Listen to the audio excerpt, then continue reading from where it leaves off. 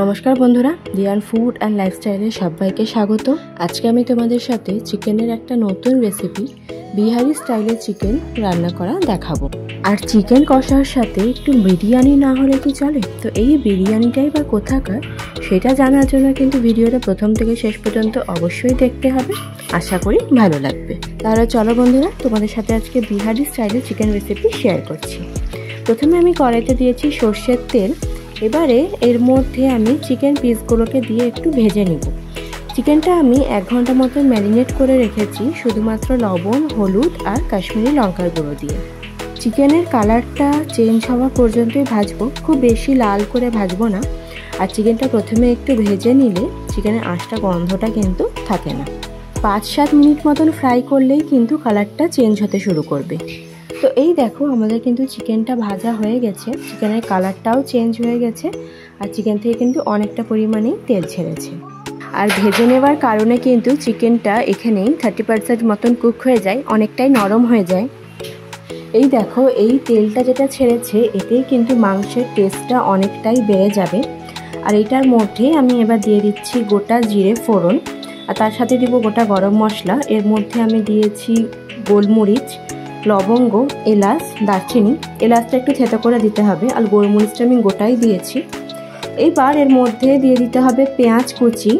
পেঁয়াজ কুচি দিয়ে একটু ভেজে নিতে হবে, খুব লাল করে ভাজবো না, পেঁয়াজটা একটু হালকা নরম হবে, একটু গোল্ডেন ব্রাউন হলে তারপর এর মধ্যে বাকি মশলাটা আমরা দেব।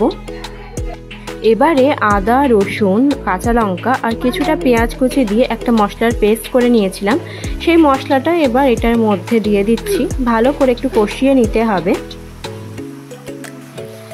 আদা রসুনের কাঁচা গন্ধটা চলে যাবে, তখন এর মধ্যে আমরা অ্যাড করব গুঁড়ো মশলাগুলো। এবার দিচ্ছি প্রথমে হলুদ গুঁড়ো, তারপর কাশ্মীরি লঙ্কার গুঁড়ো, তারপর দেব আমি ধনে গুঁড়ো। এই মাংসের রেসিপিতে জিরে গুঁড়োটা লাগে না, ধনে গুঁড়োটাই আসল।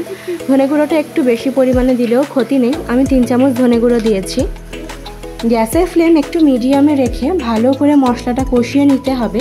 যেহেতু পেঁয়াজ বাটা দিয়েছি সেজন্য একটু মশলাটা ভালো করে কষাতে হবে। মশলা থেকে তেল ছেড়ে আসবে, তখন এর মধ্যে দিতে হবে চিকেন। মশলার সঙ্গে চিকেনটা খুব ভালো করে মিশিয়ে নিতে হবে, তারপর ঢাকা দিয়ে মাংসটা রান্না করতে হবে। মাংস থেকে যে জলটা ছেড়ে আসবে সেটাতেই মাংসটা সেদ্ধ হয়ে যাবে। 10 মিনিট মতন এভাবেই রান্না করতে হবে, মাঝে মধ্যে ঢাকনা খুলে একটু নাড়াচাড়া করে নিতে হবে। আর এই দেখুন, মাংসটা কিন্তু অনেকটাই রান্না হয়ে এসছে, তেল ছেড়ে এসছে। এবার এর মধ্যে দিচ্ছি স্বাদ মতন লবণ, আর আমি ইউজ করেছি এভারেস্টের চিকেন মশলা। চিকেন মশলাটা আপনারা যে কোনো ব্র্যান্ডেরই ইউজ করতে পারেন, তো আমার বেসিক্যালি এই এভারেস্টের মশলাটাই খেতে খুব ভালো লাগে, এতে মাংস রান্নাটা খুব টেস্টি হয়। তো এবার ভালো করে কষিয়ে নিয়ে এবার এর মধ্যে দেবো ফেটিয়ে রাখা টক দই। আমি অল্প একটু লবণ আর একটু চিনি দিয়ে টক দইটা ফেটিয়ে রেখেছিলাম। এবার দইটা দিয়েও একটু ভালো করে কষিয়ে নিতে হবে, কারণ দইয়েরও একটা কাঁচা গন্ধ থাকে, সেই জন্য ভালো করে কষিয়ে নিয়ে আবারও কিছুক্ষণ ঢাকা দিয়ে রান্না করতে হবে। তো এইবার আমাদের মাংসটা কষানো কমপ্লিট। এবার এর মধ্যে দিচ্ছি অল্প পরিমাণে গরম জল। জলটা আপনারা আন্দাজ মতন দেবেন। আমাদের বাড়িতে খুব একটা গ্রেভি পছন্দ করে না, একটু কষা কষাই পছন্দ করে, সেজন্য আমি জলটা অল্পই দিয়েছি। বেশি গ্রেভি খেলে জলটাও একটু বেশি দেবেন।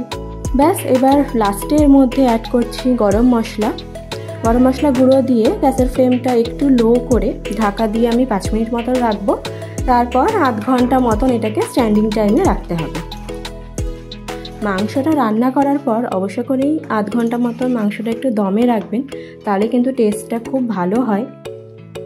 এই বিহারি স্টাইলের চিকেনটা কিন্তু একদমই সিম্পল একটা প্রসেস, কিন্তু টেস্টটা খুব সুন্দর। একবার অন্তত বাড়িতে এইভাবে মাংস সবাই ট্রাই করবেন, দেখবেন সবারই ভীষণ পছন্দ হবে। আমি মাংসটা আধ ঘন্টা মতন দমে রেখেছিলাম, তো গন্ধটা কিন্তু খুব সুন্দর বেরিয়েছে, আর দেখতেও কিন্তু খুব সুন্দর লাগছে, কালারটা খুব সুন্দর হয়েছে। আর চিকেনটা মাঝে মধ্যে একটু অন্যরকম স্টাইলে করলে কিন্তু বাড়িতে সবাই খুব পছন্দ করে। আর এই দেখুন, চিকেনটা কিন্তু ভীষণই সফট হয়েছে। তো চিকেনটা তো রান্না হয়ে গেল, এবার চিকেনের সঙ্গে কি খাওয়া যায় সেটার জন্য বরের কাছেই আবদার করলাম যে বাইরে থেকে বিরিয়ানি আনা যাক। সকাল থেকে প্রচুর কাজ ছিল, যেহেতু পুজোর আগ দিয়ে ঘর দর ঝাড়াঝুড়ি করতে হয়, এটা একটা রিচুয়াল বলা যেতে পারে, প্রত্যেকটা বাড়িতেই ঘর ঝাড়াঝাড়ি চলে। তো সারাদিন কাজ করে আমি ক্লান্ত, চিকেন ছাড়া আমি অন্য আর কিছুই রান্না করতে আর পারিও নি, ইচ্ছাও আর করছিল না। সেজন্যই ভাবলাম যে সন্ধ্যাবেলা বেরিয়ে বিরিয়ানি নেওয়া যাবে। আর আমাদের এইখানে একটা নতুন বিরিয়ানির দোকান হয়েছে, দাদা বৌদি বিরিয়ানি। অরিজিনাল দাদা বৌদি বিরিয়ানি আমি কোনোদিনই খাইনি। তো এখানে যখনই আসি, 1 মাস হলো দোকানটা হয়েছে, তো লম্বা লাইন দিয়ে লোকে বিরিয়ানি কিনছে। তাই ভেবেছিলাম একদিন এখানকার বিরিয়ানি ট্রাই করতেই হবে। তো আমরা নিয়েছিলাম মাটন বিরিয়ানি। কোয়ান্টিটি ভালোই ছিল, নর্মাল দোকানে যেমন দেয় সেরকমই ছিল। প্লেট মাটন বিরিয়ানিতে ছিল একটা মাটন, একটা আলু ছিল, একটা ডিম ছিল আর রাইস ছিল। তো রাইসের কোয়ান্টিটি খারাপ ছিল না, ভালোই ছিল। আর মাটনের পিসটাও কিন্তু খুব ভালোই দিয়েছিল, দাদাকে বলাতে একটা লেগ পিস খুঁজে দিয়েছিল দাদা। আর মাটনটাও কিন্তু বেশ সফট ছিল।